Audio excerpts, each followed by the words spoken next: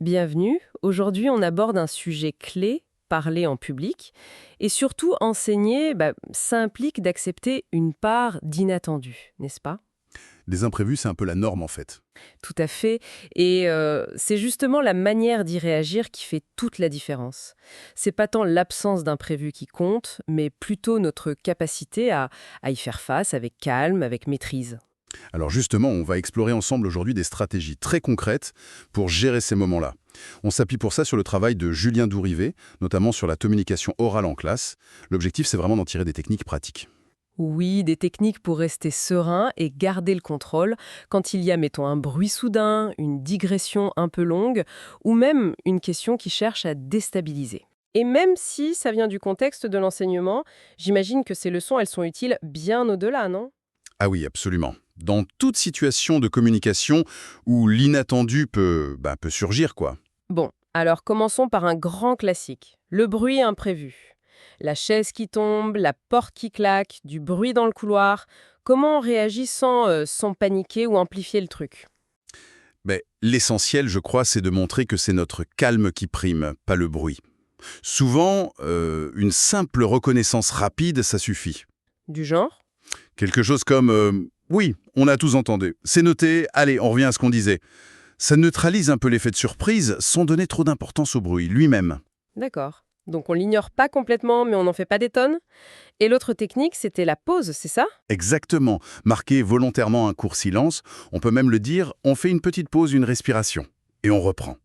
Ce silence maîtrisé, en fait, il impose l'écoute, il recentre l'attention, bien mieux qu'une remarque agacée. C'est la réaction calme qui ramène le calme, en somme. C'est tout à fait ça. La stabilité de notre réaction, c'est la clé. Ok, situation numéro 2, la digression. La remarque intéressante, mais qui nous éloignait du sujet, ou l'anecdote perso qui n'en finit plus.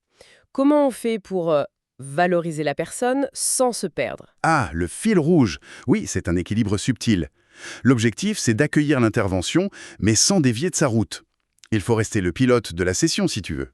Donc accueillir, puis recadrer gentiment. Oui, par exemple. C'est intéressant ce lien que tu fais, merci. Par contre, là, on suit un fil précis. On pourra peut-être y revenir après. La reconnaissance d'abord, ça désamorce toute frustration potentielle. Et l'idée du parcaïdé. Ça marche très bien aussi, oui.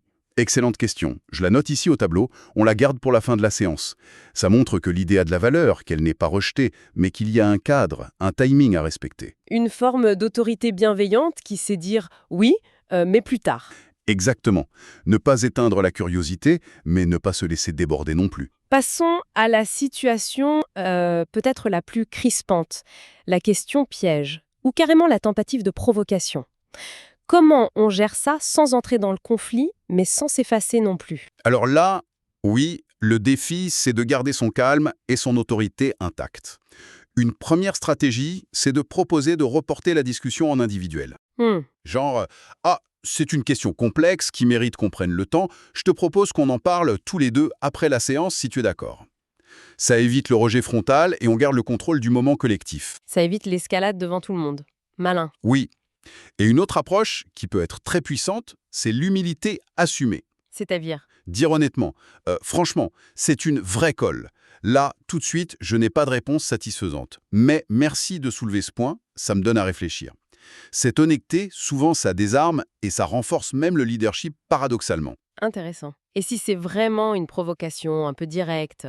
Là, le recentrage calme mais ferme, c'est la meilleure réponse. Quelque chose comme c'est un point de vue qui se défend, mais pour l'instant, restons concentrés sur l'objectif qu'on s'est fixé ensemble. Ou même plus directe? Oui, si besoin. Intéressant, mais ce n'est pas le sujet maintenant. On revient à ce qu'on était en train de construire. Encore une fois, c'est la posture calme, claire, assurée qui fait tout. Celui qui garde son calme, garde le contrôle. D'accord. Et pour cultiver ce calme en amont, avant même que l'imprévu arrive, il y avait cette idée de rituel anti-trac 5 minutes chez Dourev. Tu peux nous en dire deux mots? Oui, c'est une sorte de micro-préparation à la fois mentale et physique pour être mieux armé face à l'inattendu. C'est rapide. 5 minutes, 5 étapes simples.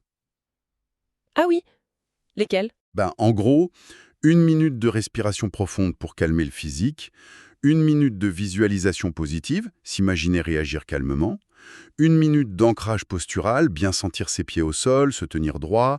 1 minute pour se rappeler son intention pédagogique, le pourquoi on est là. Et enfin, 1 minute pour choisir une petite phrase refuge, un truc simple à se dire si on se sent déstabilisé. Une sorte d'échauffement mental et corporel pour être plus présent et solide. C'est exactement ça. Ça augmente cette autorité tranquille, cette capacité à encasser sans flancher. Donc, pour résumer un peu tout ça, l'idée maîtresse, c'est pas d'essayer d'éviter à tout prix l'imprévu, parce que c'est un peu illusoire. Exactement, c'est souvent impossible.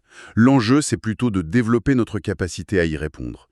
Y répondre avec calme, avec clarté et avec des stratégies en tête. Et les techniques qu'on a vues, reconnaître sans dramatiser, valider sans dévier, désamorcer sans confronter, et se préparer un minimum, ce sont des outils pour y arriver. Tout à fait.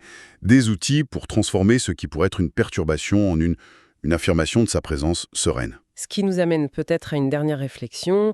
Au-delà de la salle de classe ou de la conférence, comment est-ce que cette compétence, cette capacité à naviguer l'inattendu avec calme et présence, pourrait enrichir d'autres aspects de notre communication, que ce soit au travail ou même dans nos vies personnelles? Excellente question pour terminer.